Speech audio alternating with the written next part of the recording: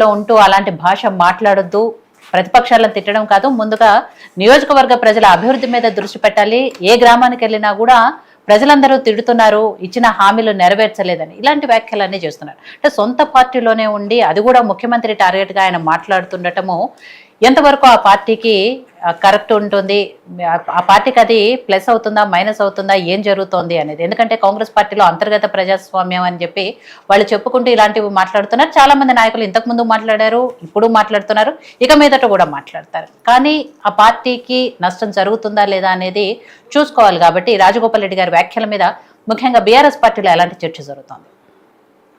Congress party discipline గురించి ప్రత్యేకంగా చెప్పడం అవసరం లేదండి. గాంధీ భవన్ సాక్షిగా గప్ప కుదికిన పార్టీ ఏదైతే ఉన్నదో కాంగ్రెస్ పార్టీ అన్నది అందరికీ తెలుసు రాష్ట్ర ప్రజలు. అదే విధంగా రాజగోపాల్ మాట్లాడిన మాటల్లో నాకు రెండు కనబట్టి, ఎందుకంటే వ్యక్తిగతంగా ఆయనను మోసం చేసింది కాంగ్రెస్ పార్టీ. బీజేపీలో ఉన్న నన్ను ఏదో తీసుకొచ్చి కాంగ్రెస్ లో మంచి పదవి ఇస్తా అన్నది తీసుకొచ్చి నన్ను మోసం చేసింది. అదే విధంగా ప్రజలకు 6 గ్యారంటీలు కూడా అమలు అవుతలేవు, ప్రజలు కూడా మోసపోయారు. అదే విధంగా నన్ను మోసం చేస్తూ ప్రజలను కూడా మోసం చేసింది ఈ కాంగ్రెస్ పార్టీ అని క్లియర్ గా చెప్పినట్టు నాకు అనిపించింది. ఎందుకంటే ఒక ప్రైవేట్ ఛానల్ కి ఇచ్చిన ఫోన్ కమ్యూనికేషన్ ఇంత ముందు విన్నా, ఏం మాట్లాడిండో ఏందన్నది కొంచెం విన్నా.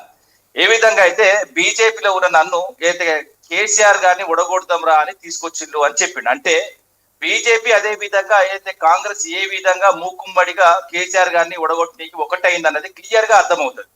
అదే విధంగా బీజేపీలో ఉంటే మంత్రి పదవి రాదు, ఇక్కడికి వస్తే మంత్రి పదవి వస్తుందని ఈయన రావడం జరిగింది. ఇంకొకటి ఏంటంటే వీళ్ళు మంత్రి పదవుల కోసం వచ్చిరు తప్ప ప్రజల బాగోగుల గురించి కానీ ప్రజల ప్రాబ్లమ్స్ కానీ ఎప్పుడు కూడా పార్టీలు చేంజ్ కాలేదు నాయకులు.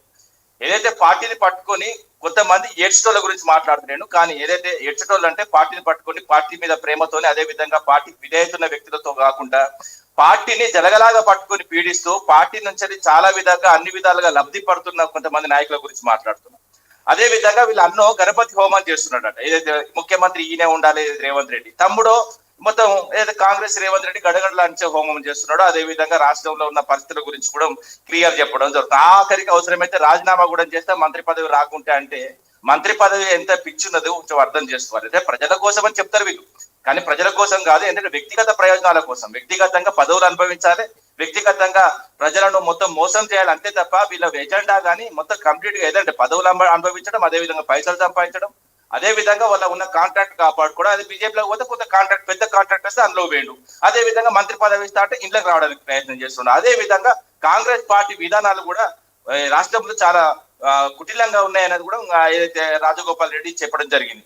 ఎందుకంటే 4,000 పెన్షన్ ఇస్తా అన్నారు, అది ఇవ్వలేదు. అదే విధంగా నేను మంత్రివర్గంలో ఉంటే 2 లక్షల రుణమాఫీ మొత్తం కంప్లీట్ కాలేదు, మేము 1 లక్ష రుణమాఫీ మొత్తం చేస్తున్నాం, 2 లక్షల రుణమాఫీ అనేది అబద్ధం. అదే విధంగా లోకల్ బాడీ ఎలక్షన్స్ ఇంతవరకు పెట్టకపోవడం అష్టదరిద్రం.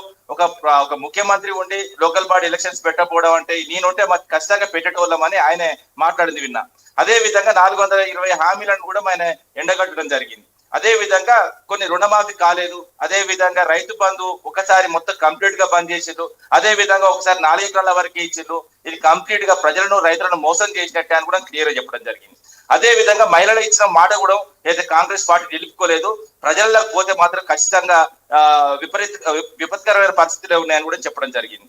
అదే విధంగా 20 నెలలు అవుతుంది ఇంతవరకు కూడా మంత్రివర్గ విస్తరణ చేయలేదు. 18 నెలల తర్వాత ఒక 3 నింపిల్లి, ఇంకా 3 మొత్తం కంప్లీట్ పక్కకే ఉన్నాయి. అదేవిధంగా కీలకమైన శాఖలు ఏదైతే రేవంత్ రెడ్డి కింద పెట్టుకున్నాడు, అదే విధంగా విద్యాశాఖ కానీ హోంశాఖ కానీ అదే విధంగా మున్సిపల్ అడ్మినిస్ట్రేషన్ కానీ ఇవి కీలకమైనవి. ఎందుకంటే రాష్ట్రంలో అతి కీలకమైన శాఖలు కింద పెట్టుకోవడం వల్ల ఏమవుతుందంటే అది కంప్లీట్ గా ఏదైతే లా అండ్ ఆర్డర్ దెబ్బతిన్నది, ఎడ్యుకేషన్ సరిగ్గా పరిస్థితి ఘోరం ఉన్నది. విద్యార్థులు పిట్టలు రాలిపోతున్నారు, ఫుడ్ పాయిజన్ అవుతున్నది, పాములు కరుస్తున్నాయి. అదే విధంగా విషపూరితమైన ఆహారం తిని ఎక్కడికక్కడ మొత్తం హాస్టల్ పిల్లలు అస్తవ్యస్తం అవుతున్నారు. కానీ కనీసం రేవంత్ రెడ్డికి చీమ కుట్టినట్టు కూడా అవ్వట్లేదు. అదే విధంగా ఏదైతే లోకల్ బాడీ ఎలక్షన్స్ పెట్టకుండా కంప్లీట్ గా గ్రామాలను గాలి వదిలేసిందని కూడా చెప్పడం జరిగింది. అంటే కాంగ్రెస్ ప్రభుత్వం ఏం చేస్తుందో చెప్పిండు. అదే విధంగా కాంగ్రెస్ పార్టీ ఏ విధంగా అతన్ని మోసం చేసింది, అదే విధంగా కాంగ్రెస్ పార్టీ ప్రజల్ని ఏ విధంగా మోసం చేస్తుందని ఏదైతే రాజగోపాల్ రెడ్డి మాటలతో నాకు క్లియర్ గా అర్థమైంది. సో వేణుగోపాల్ గారు, కోమటిరెడ్డి రాజగోపాల్ రెడ్డి గారు, సరే ఆయనకు మంత్రి పదవి రావట్లేదన్న నిరాశతో మాట్లాడారా లేకపోతే వాస్తవాలు మాట్లాడారా, ఇదంతా కూడా ఇప్పుడు